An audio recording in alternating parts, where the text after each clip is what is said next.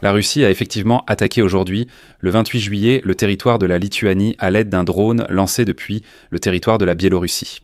C'est déjà la deuxième attaque de ce type ce mois-ci. C'est pourquoi la Lituanie souhaite faire appel à des forces supplémentaires de défense anti-aérienne pour protéger son espace aérien. Elle attire également l'attention sur le fait que la Russie mène de telles attaques provocatrices à la veille d'exercices militaires sur le territoire biélorusse qui sont considérés comme une menace pour les pays baltes. Avant l'offensive majeure contre l'Ukraine, la Russie aurait aussi effectué des manœuvres militaires. Je suis Alexei Petchi. Nous sommes le 28 juillet. Discutons des récentes attaques de drones contre la Lituanie, de leur nature et des explications données à leur sujet. Mais avant de commencer, je vous demande de vous abonner à cette chaîne, d'appuyer sur la cloche et de ne pas oublier d'écrire votre commentaire. Abonnez-vous également à ma chaîne Telegram Petchi News, lien dans la description de la vidéo.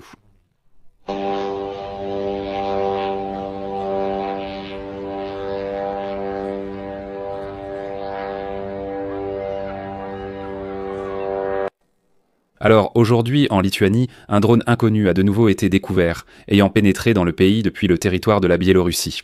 Les habitants de la Lituanie ont été avertis qu'en cas de découverte d'un drone, il ne faut pas le toucher. Et maintenant, je vais citer un représentant du Centre national de gestion des crises motrices de Lituanie, Darius Butas. Ce matin, des habitants ont signalé la présence d'un drone qui est entré sur le territoire lituanien depuis la Biélorussie. Selon les rapports reçus, le drone a été aperçu à une altitude d'environ 200 mètres et il a été vu pour la dernière fois près de Vilnius. La police a mobilisé toutes ses forces et informé tous les services. Les habitants qui aperçoivent le drone sont invités à le signaler immédiatement en appelant le 112 et à ne s'en approcher sous aucun prétexte. Le centre a également déclaré que plusieurs signalements ont été reçus aussi bien depuis la frontière que depuis les environs de Vilnius. Les représentants du ministère de la Défense nationale de Lituanie ont indiqué que les institutions compétentes vérifient actuellement les hypothèses concernant une éventuelle chute de l'objet et travaillent sur les lieux possibles de sa chute. La ministre de la Défense nationale, Davilia Shakalainen, a déclaré que la nature de l'objet fait toujours l'objet d'une enquête. Eleal a admis que le drone pourrait même appartenir à des contrebandiers qui les utilisent pour transporter leurs marchandises. Et ensuite, Shakalainen. Avec les exercices militaires imminents en Biélorussie, le risque d'incident, même accidentel, s'accroît. Nous travaillons intensivement avec le système des affaires intérieures. Quelles actions supplémentaires pourrions-nous entreprendre afin d'assurer une meilleure surveillance de l'espace ?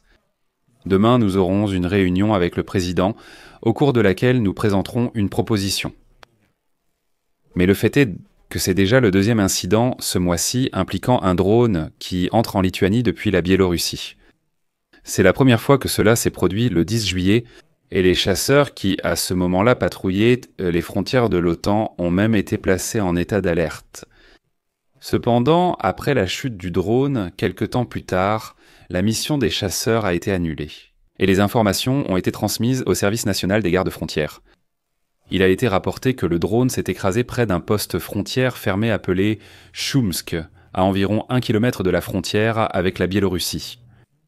Et selon les premières informations, il était fabriqué en contreplaqué et en mousse de polystyrène, sans preuve de la présence d'une ogive.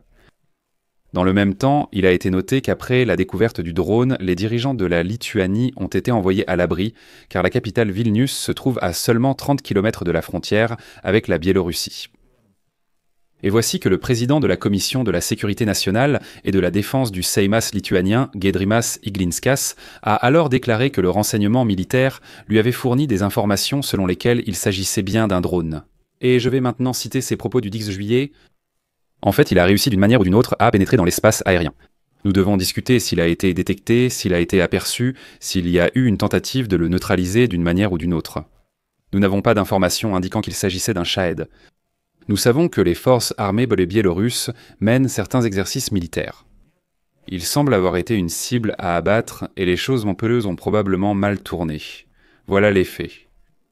En fin de compte, aujourd'hui en Lituanie, il a été déclaré que le pays souhaite faire appel à des forces supplémentaires de défense anti-aérienne pour protéger son espace aérien après ces deux incidents avec des drones qui sont entrés sur le territoire du pays depuis la Biélorussie.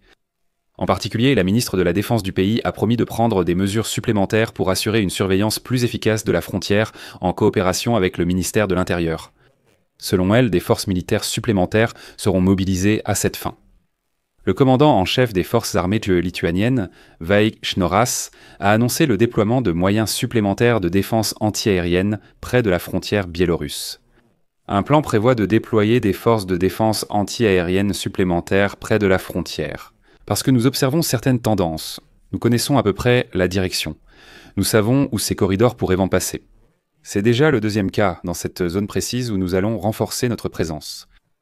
Vaik Šnoras a souligné que la coordination des actions avec le service de protection des frontières nationales sera également renforcée. Car sans leurs yeux dans le ciel et sur la terre, sans ce qu'ils voient et entendent, il nous est difficile d'identifier quoi que ce soit.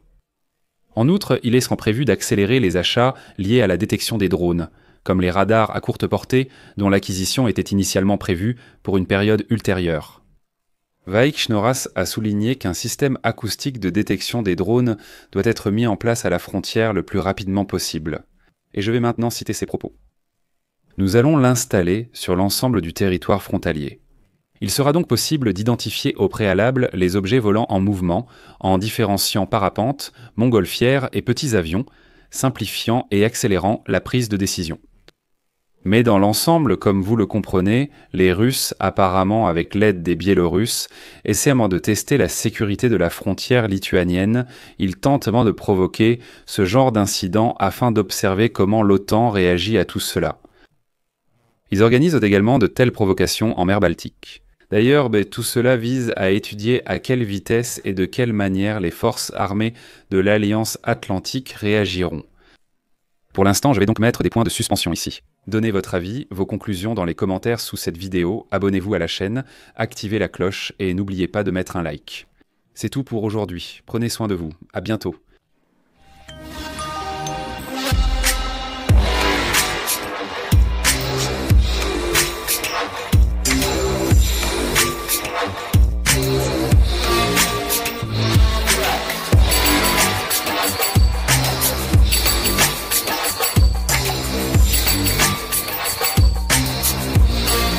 Sous-titres réalisés par